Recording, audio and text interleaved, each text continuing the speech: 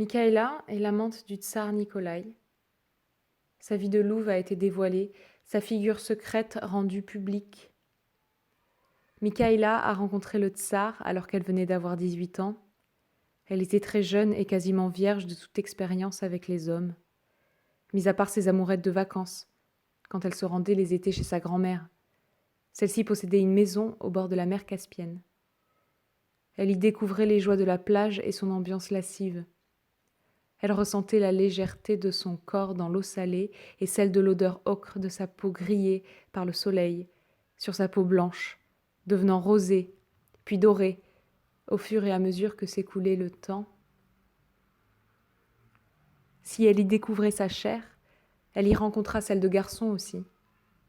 Eux aussi, les hormones en ébullition aimaient venir s'exciter dans l'eau, sauter, hurler puis courir après ce fichu ballon.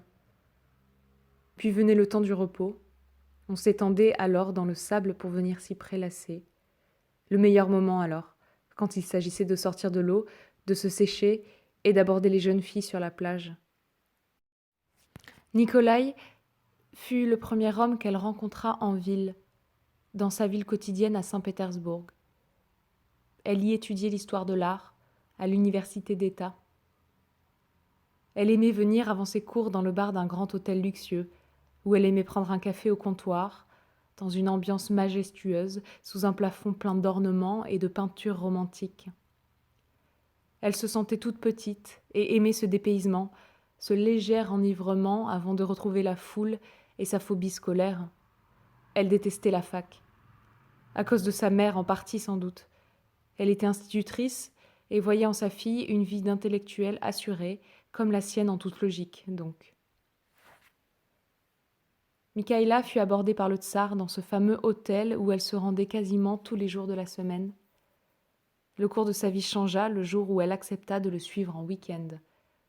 Elle découvrit Moscou, le lac Baïkal et d'autres contrées qu'elle rêvait d'explorer, jusqu'à l'Europe. C'est quand elle dut partir pour plusieurs jours qu'elle expliqua sa panique à cet homme qui était devenu sa raison, celle de devoir mentir à ses parents si souvent. Cet homme qui lui donnait accès à tout ce qu'elle pouvait imaginer. C'est alors qu'il lui loua un petit appartement en centre-ville, afin de ne plus avoir à rendre de compte à ses parents. Elle avait désormais un chez elle. Bellissimo. Elle s'émancipait de sa famille et s'adonnait tout entière à cet homme, plus âgé, les traits réguliers tels une statue, élégant, et d'une puissance physique, publique et politique. Cette année, le grand bal de charité était organisé par la femme du tsar. Ce dernier avait passé l'avant-veille de l'événement auprès de Mikhaïla, dans une suite royale. Elle essaya d'avoir quelques informations sur cet événement national qui excitait tellement toutes les petites gens. Tout le monde ne parle que de ça à la fac. Mais le tsar ne disait mot. Il restait discret, trop discret à son goût. Elle l'aimait, elle était à ses côtés depuis 1 an, dans son lit, sous son bras, dans tant de lieux. Cet événement à l'effigie de sa femme, ah ça c'était trop dur, tu comprends ? S'il savait se montrer extrêmement chaud et chaleureux, il était ce soir-là d'une froideur sans égale.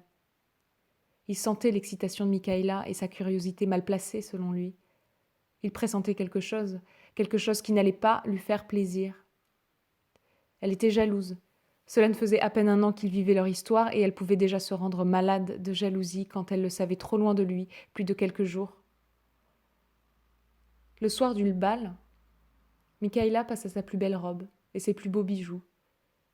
Elle mit, sourire aux lèvres, ses boucles d'oreilles que le tsar lui avait achetées lors d'un séjour à Paris. Elle mit son pull en cachemire, qui reflétait parfaitement l'ivoire de ses boucles. Comme un kamikaze qui croit courir à sa destinée et non à sa perte, elle sortit de chez elle et se dirigea vers le théâtre où la fête allait commencer. Elle partit, un petit revolver dissimulé dans son discret portefeuille en crocodile. Tandis qu'elle approchait de l'entrée, elle reconnut un jeune conseiller du tsar dans la foule qui patientait pour intégrer les lieux. Elle lui passa la main sous le bras en esquissant sa plus belle moue. La fête était majestueuse. Tous les éléments étaient là pour que la fête soit une absolue félicité. C'est quand Mikhaïla découvrit le tsar et la reine ensemble, beaux, puissant et transpirant d'amour qu'elle perdut tout contrôle. Elle le savait depuis le début, il lui mentait. Alors quoi? Il ne l'aimait pas, elle? Sa vie s'apparentait à un ridicule mensonge. Qui, nous, dans un bain d'amour et d'étreinte de chaleur, on se promet la vie qui dépasse le quotidien, le réel, l'amour, physique encore et encore, les sourires, le toucher, le regard profond, tranchant, omniscient, au-delà des frontières de tout ce qui dépasse, un fluide. En huis clos, à l'abri des regards de la société des autres personnes, de tout ce qui nous entoure. Et puis une fois confronté au regard, à l'adversité, tout ce qui, si exacerbé au-delà des possibles, devient transparent, inexistant.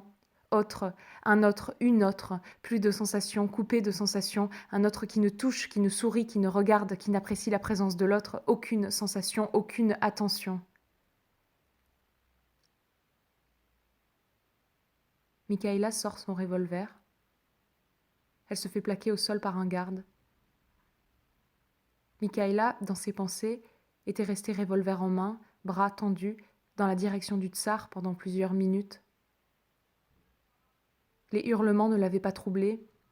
Elle était restée comme hypnotisée, là, sans plus aucun bruit, comme en pleine apesanteur. On avait bien entendu eu le temps de l'intercepter. On l'enferma dans une salle le temps que la police n'arrive. Elle demandait à voir le tsar, mais on ne lui répondait pas. Le garde prit ses papiers d'identité et lui tira son portrait. Elle regarda l'objectif, mais n'y vit rien. Ni le flash qui l'aveugla, ni l'œil noir qui la regardait, ce trou béant. Ses yeux vitreux, son sourire paralysé. Elle attendait d'être livrée tout entière aux mains de la police. Cette police, elle-même dirigée par l'homme qu'elle aime, était-ce un cauchemar? Elle n'était plus sûre de rien.